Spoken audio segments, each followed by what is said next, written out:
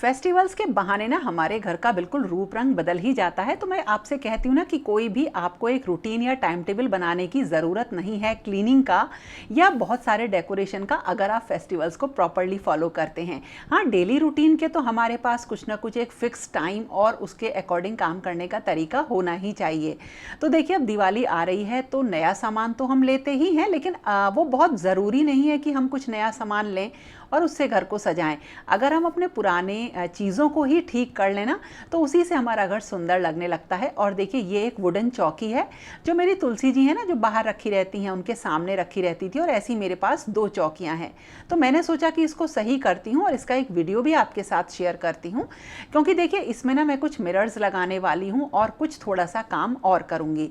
लेकिन एक ऐसी चीज़ इसमें मैं करने वाली हूँ जिसको लेकर बहुत सारे क्वेश्चंस आते हैं, कमेंट आते हैं कि दी हमसे सही नहीं बन पाता है।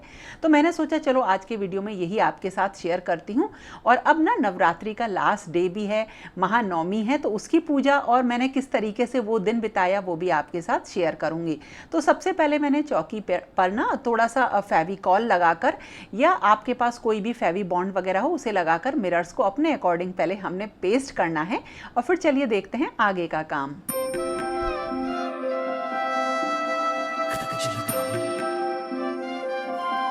पहले तो मैंने सोचा कि थोड़ा एक अच्छा सा डिज़ाइन बनाऊं, लेकिन फिर मुझे इसे सिंपल रखने का मैंने सोचा, और 2 चौकियां थी, दोनों में ही मैंने इस तरीके से एक सिंपल सा डिज़ाइन बना लिया। और अब बारी आई कि इसको सूखने दें। तो जब तक मिरर्स अच्छी तरह से पेस्ट नहीं हो जाते हैं तब तक हमें इसके ऊपर कोई काम नहीं करना होता है। और दोनों ही जो चौकी हैं उसमें मैंने फेवी बॉन्ड की मदद से जो है ये मिरर्स चिपकाए हैं। मैं आपको सजेस्ट करूँगी कि आप फेविकॉल का यूज़ करें, क्योंकि एक चौकी में देखिए मिरर्स उखाड़ने के बाद काफ़ी सारा येलो पार्ट दिख रहा है, वो यही है, लेकिन ये सब चला जाएगा। और देखिए ये दोनों चौकी तैयार हो गई। अब हम इसमें क्या करते हैं, कुछ एक सरफेस को और अच्छा लुक देने के लिए, सिंपल और एकदम जिसे कहते हैं ना एक सार लुक देने के लिए हम इसके ऊपर कुछ लगाते हैं। जैसे हम कभी कभी वॉल पुट्टी का यूज़ कर लेते हैं, क्ले पाउडर का यूज़ कर लेते हैं, सिरेमिक क्ले पाउडर का यूज़ कर लेते हैं, या बहुत सारे देखिए आते हैं इस तरीके के पाउडर जो हम इस तरीके के DIY में यूज़ करते हैं, जिससे कि इस गैप को फिल करके हम बिल्कुल जो सरफेस है उसे स्मूथ कर सकें। लेकिन इसको जब यूज़ करते हैं ना तो कौन सा वाला पाउडर यूज़ करें, तो मैं आपको सजेस्ट करूंगी, क्योंकि देखिए मैं कोई प्रोफेशनल ढंग से नहीं बनाती हूँ, मुझे जितना आता है या जैसे मैंने गलतियों से सीखा है वही आपको बता रही हूँ। तो देखिए एक सिरेमिक क्ले पाउडर आता है आर्ट एंड क्राफ्ट के लिए, उसको आप लीजिए, उसमें कलर डालिए और सिर्फ फेविकॉल की मदद से एक पेस्ट बनाइए। इसमें बिल्कुल भी पानी को मिक्स ना करें, क्योंकि अक्सर करके क्या होता है, ये आप लोग बोलते हो कि कई बार ज़्यादा गीला हो जाता है, एक सार नहीं बनता है, और इसमें जब आप मतलब मिरर्स के ऊपर चिपक जाता है तो उसमें से छूटता नहीं है, यानी बहुत सारी इसमें प्रॉब्लम्स आती हैं। तो देखिए आप सिर्फ जो क्ले पाउडर आता है ना, ये ऑनलाइन बहुत आसानी से मिल जाता है, मैं इसका लिंक भी दे दूंगी। इसमें मैंने कलर डाल के एक स्मूथ पेस्ट तैयार कर लिया है, देखिए कुछ इस तरह का। और अब इसको मैं इसके ऊपर फैला लूँगी। और इस तरीके के क्ले पाउडर मतलब सिरेमिक पाउडर को आप किसी भी सरफेस पे यूज़ कर सकते हैं, और आप किसी पलटे की मदद से या किसी कार्ड की मदद से, पत्ती की मदद से जो आती है ना आयरन की या मेटल की, उनकी मदद से इसको इस तरीके से फैला लीजिए। और ये इस तरह से फैलाना है हमको कि जो भी गैप्स हैं उसमें ये अच्छी तरीके से अंदर भर जाए। और सिरेमिक पाउडर का एक बहुत अच्छा, जैसे मैं कहती हूँ, बेनिफिट ये भी होता है कि आप इसे अगर बाहर भी रखेंगे ना, जहाँ पानी वानी गिरता है चौकी को, तो उससे भी ये ख़राब नहीं होता है।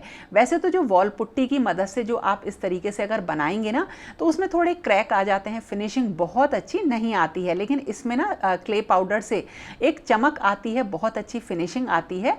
और आप इसको ना किसी भी मेटल सरफेस पे भी यूज़ कर सकते हैं।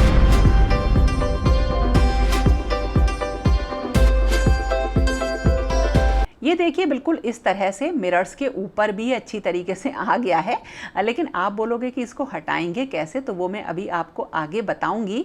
और बिल्कुल दूसरी चौकी पर मैंने ये थोड़ा सा जो है रेड कलर को लाइट करके उसको मैंने बिल्कुल सेम इसी तरीके से लगा दिया। अब गैप फिल हो गए अच्छी तरीके से, दोनों चौकी तैयार हो गई हैं, और इनको अब सूखने के लिए रख देंगे करीब 5 घंटे के लिए, 4-5 घंटे के लिए। उसमें ये अच्छी तरीके से ड्राई हो जाते हैं, मतलब अच्छी तरीके से नहीं, कम से कम 60 to 70% ये ड्राई हो जाते हैं। बहुत ज़्यादा बारिश अचानक से होनी स्टार्ट हो गई है, जिससे पेंट का काम भी रुका हुआ है।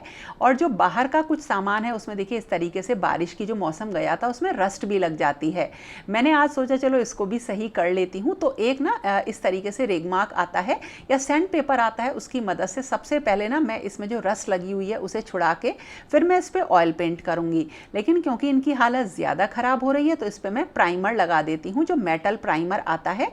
तो आप लोग भी जो प्लांटर स्टैंड हैं या मेटल की चीज़ें हैं उनको भी आप स्टार्ट कर दीजिए सही करना। और इसी के साथ साथ देखिए जो तुलसी जी के गमले वगैरह होते हैं जो बाहर रखे हुए हैं उन सबको भी मैं पेंट कर दूंगी।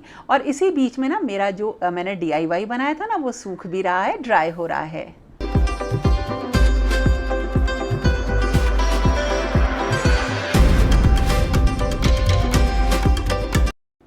और जब ये 70% ड्राई हो जाता है, सूख जाता है, तो मिरर के ऊपर से हमें इस सिरेमिक पाउडर की कोटिंग को हटाना रहता है।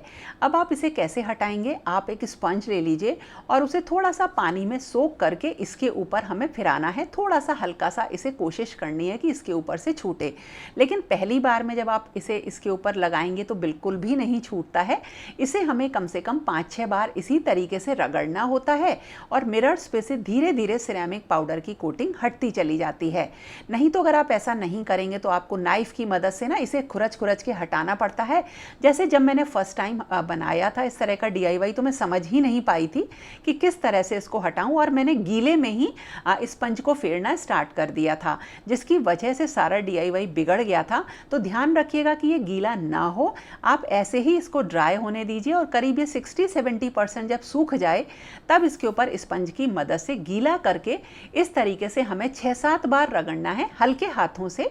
तब मिरर्स बिल्कुल क्लीन हो जाते हैं और बहुत अच्छी फिनिशिंग आती है।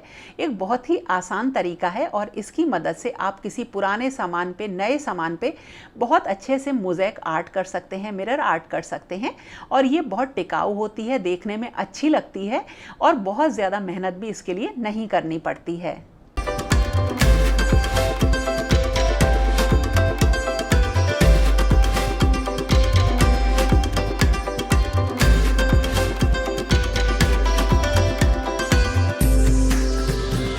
और जो इस छोटी चौकी की साइड्स थे उसमें मैंने पेंट कर लिया था।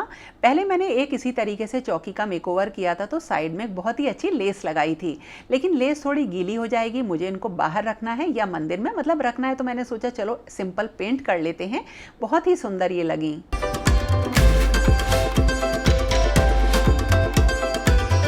और उसके बाद आ गया महानवमी का दिन और इस दिन बहुत सारे भोग, प्रसाद और कन्याओं का खाना बनाना रहता है। तो वो बिल्कुल सिंपल रूटीन है जिसे कि हम सुबह उठ के ही करना काम स्टार्ट कर देते हैं। अब क्योंकि मैंने इसके ऊपर बहुत सारे वीडियोस ऑलरेडी बना रखे हैं तो मैंने बहुत डिटेल में वीडियो नहीं बनाया है। तो देखिए सुबह उठ के सारा कन्याओं का जो खाना होता है, भोजन होता है, वो सब बनाना होता है। और इसी तरीके से जो माता रानी को प्रसाद लगेगा आज वो लगेगा अन्न का। तो कुछ चीज़ें फिक्स हैं जो हमें करनी होती हैं और वही चीज़ें बनती हैं। और इतने सालों से ना ये चीज़ करने के बाद अब इतनी याद हो गई है कि हमें सबसे पहले क्या काम करना है, उसके बाद कौन से स्टेप पे आना है, तो सारी चीज़ें याद हैं। और इस तरीके से पूजा पाठ पूरी हो गई और अब है शाम का टाइम।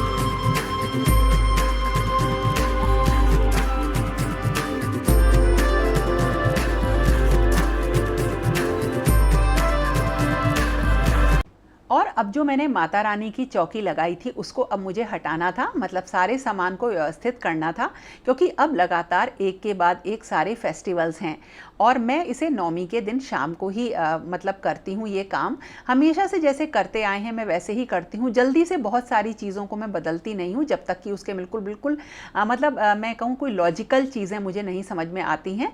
तो आप लोगों को भी पता है कि हम इन सारी चीज़ों का क्या करते हैं, तो सब चीज़ों को व्यवस्थित करना बहुत ज़रूरी होता है क्योंकि अगला दिन फिर हमें अपने उसी रूटीन के साथ शुरू करना रहता है। तो जो ये चावल हैं इसके बारे में अक्सर आप पूछते हो कि आपने कलर किए हैं तो इनका क्या कर करते हो, तो देखिए इनको मैं चिड़िया वगैरह को डाल देती हूँ और जितने भी चीज़ें हैं उनको सब मैं इकट्ठा करके रखती हूँ। सारे बर्तन एक जगह रखती हूँ, जितनी चीज़ें बिछाई हैं उनको इकट्ठा करके हटाती हूँ और स्टेप बाय स्टेप इसी तरीके से मैं इन सारी चीज़ों को एक जगह रखती चली जाती हूँ और फिर इनको जहाँ इनकी जगह है वहाँ रख देती हूँ, क्योंकि अगेन फिर कुछ दिनों बाद मुझे इन सारी चीज़ों की ज़रूरत पड़ती है। लेकिन इसमें बहुत सारे आइटम ऐसे होते हैं जो मुझे डेली चाहिए होते हैं। और जहाँ तक इन फूल मालाओं की बात है, जो ये आर्टिफिशियल मालाएं होती हैं, ये हमेशा मेरे काम आती हैं। और जो ये मैंने दीपक लिए थे, लेयर्ड दीपक, ये रियली बहुत सुंदर लगते हैं और दिवाली पर आप इनको लीजिए। अगर आप ऑनलाइन नहीं खरीदना चाहते हैं तो जहाँ पे लोकल मार्केट में लाइट्स वगैरह मिलेंगी वहाँ ये बहुत सस्ते मिल जाएंगे। आप इन्हें रखिएगा और डेली पूरे साल भर इनको यूज़ करिए, बहुत काम आते हैं। और अब देखिए जितने भी मेरे बैकड्रॉप्स वगैरह थे वो सारे मैंने हटाए। और जिस दिन भी मैं ये काम करती हूँ ना, मेरा दिन मतलब दिल जो है थोड़ा सा भारी होता है, क्योंकि मैं इसे बहुत मन से सजाती हूँ। और जब माता रानी के दरबार को हटाती हूँ तो बिल्कुल ऐसा लगता है जैसे अपनी कोई चीज़ मैंने हटा दी है, निकाल दी है। लेकिन हाँ, दोबारा से माता रानी का आगमन होगा फिर से। इसी उम्मीद के साथ मैंने सारे दरबार को इस तरीके से देखिए पुनः व्यवस्थित कर दिया।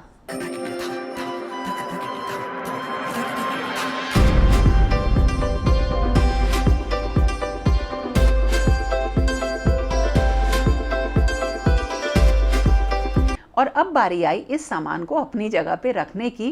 तो ये काम भी मैं अभी इसलिए कर रही हूँ, जैसा कि मैंने कहा कि अब एक के बाद एक बहुत ढेर सारे त्यौहार आएंगे और उनको अगर आपको अच्छी तरीके से मनाना है, क्योंकि इन सब चीज़ों की तैयारी काफ़ी पहले से हम शुरू कर लेते हैं, तो हर दिन का काम हमें निपटाना रहेगा।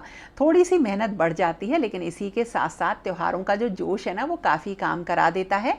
और बारिश की वजह से घर में पेंट का काम रुका हुआ है जो ऊपर होना है, जिसकी वजह से काफ़ी सारी चीज़ें गड़बड़ हो रही हैं। लेकिन ठीक है, कभी कुछ हमारा लाइन पे चलता है, कभी कोई चीज़ें जो है हमारी गड़बड़ हो ही जाती हैं।